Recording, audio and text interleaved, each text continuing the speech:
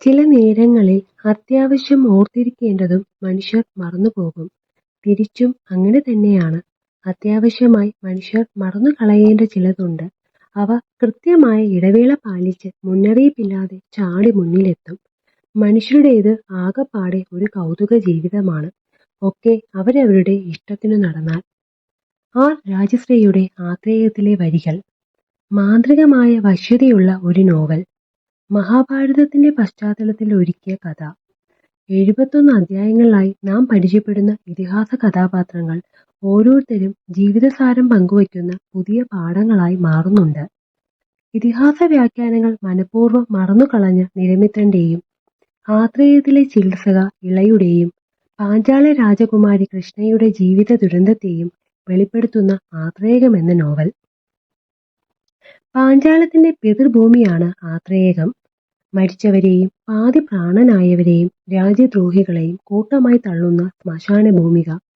പാഞ്ചാല രാജധാനിയിൽ നിന്നും സ്വന്തം പിതാവിനാൽ അപമാനിക്കപ്പെട്ട് ആത്രേയത്തിൽ എത്തിപ്പെട്ട നിരമിത്ര രാജകുമാരന്റെ മഹാഭാരത കാഴ്ചകളാണ് ആത്രേയത്തിന്റെ കഥാതന്തു.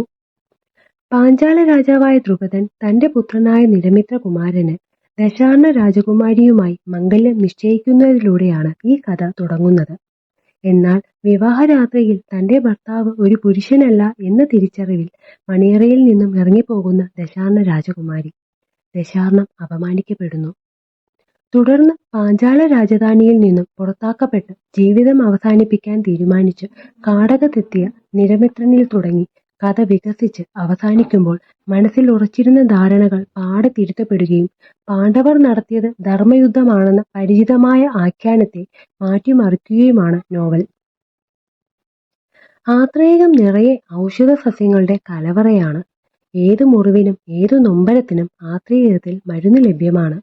നിളയും നിളയുടെ മുത്തശ്ശനായ ചൂടകനും ബെല്ലനും ഇതിനെല്ലാമായി ആത്രേയത്തിലുണ്ട്. മരിക്കാൻ വരുന്നവരെയല്ല, മരിച്ചു വരുന്നവരെ മാത്രമാണ് ആത്രേയകം ഉപേക്ഷിക്കുന്നത്. നോവലിന്റെ അന്തിമ അധ്യായത്തിൽ ജൈമിനിയുടെ മഹാഭാരതം അഗ്നിപരീക്ഷയ്ക്ക് വിധേയമാകട്ടെ എന്ന് വ്യാസൻ വിധിക്കുന്നതായി എഴുത്തുകാരി അവതരിപ്പിക്കുന്നു. എന്നാൽ അഗ്നിയിൽ നശിക്കപ്പെട്ടിട്ടും ചില പാഠങ്ങൾ നിലനിൽക്കുന്നു എന്ന് തന്നെയാണ് നോവൽ നമ്മോട് സമ്മതിക്കുന്നത്.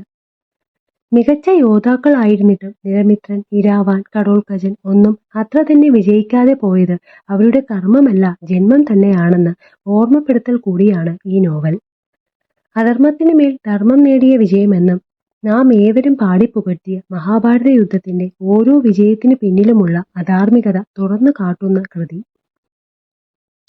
സൈന്യത്തെ നയിക്കാനും രാജ്യം ഭരിക്കാനും ശക്തിയാണ് വേണ്ടതെന്നത് ഒരു തെറ്റിദ്ധാരണയാണ്. ശക്തിയും ബുദ്ധിയുമല്ല, യുക്തിയാണ് പലപ്പോഴും വൻ യുദ്ധങ്ങൾ ഒഴിവാക്കുന്നത്. നിരമിത്രൻ ലളിതമായ ഈ യുക്തിയിലാണ് ജീവിതത്തെ മുന്നോട്ട് കൊണ്ടുപോകാൻ ആഗ്രഹിക്കുന്നത്.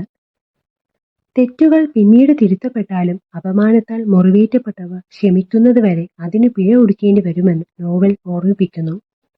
ഈ നോവൽ വായിച്ചു തീരുമ്പോൾ ആത്രേയത്തിലെ ഔഷധ സസ്യങ്ങളുടെ ഗന്ധവും അവിടുത്തെ ചികിത്സാ രീതികളും ഇളയെയും ചൂടകനെയും പിന്നെ ഇതിലെ പ്രധാന കഥാപാത്രമായ നിരമിത്രനെയും നമുക്ക് മറക്കാനാവില്ല.